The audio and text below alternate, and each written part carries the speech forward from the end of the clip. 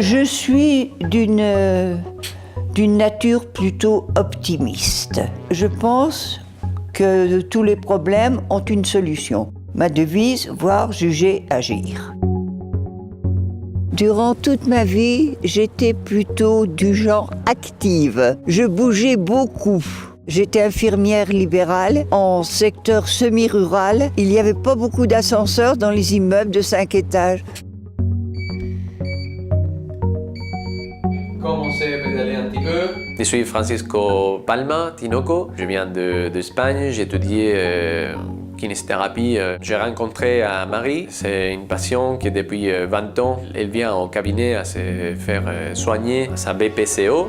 Bien, c'est important d'aller tranquille, voilà, de respirer, d'aller tranquille, d'avoir une continuité. La réhabilitation permet aux patients BPCO d'apprendre d'autres techniques pour pouvoir mieux gérer son souffle. Parce que qu'est-ce qui manque au BPCO? C'est l'air.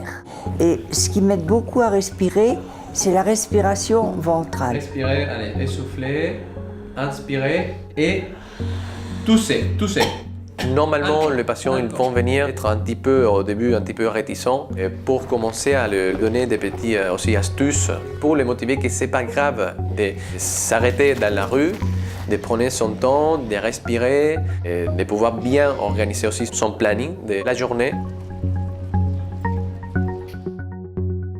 J'ai appris à respirer en réhabilitation parce que quand on n'a pas une BPCO, on ne pense pas à respirer. Tandis que maintenant, on essaye de faire l'hyperventilation. On prend tout,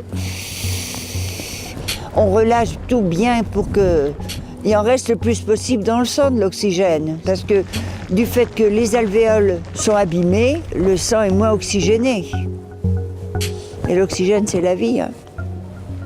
La reconnaissance qu'on peut avoir, c'est l'évolution du patient. Voir qu'avant, le patient, il ne pouvait pas, ou il ne voulait pas sortir. Déjà, il commence à sortir, à faire une petite marche, une petite balade. Je vais en randonnée santé avec le club de Boulogne-Billancourt. Nous faisons 5 à 6 kilomètres et le soir, je dors bien mieux que les autres nuits. Quand mes adhérents me téléphonent, je les motive pour qu'ils bougent, ne serait-ce que faire son ménage, aller faire ses courses, s'ils peuvent. Mais il faut qu'ils se mobilisent dans la possibilité de leurs moyens, selon leurs aptitudes, selon leur volonté aussi. On peut toujours les stimuler en leur disant « ça ira peut-être mieux après », mais on ne peut pas faire d'affirmation pour les autres.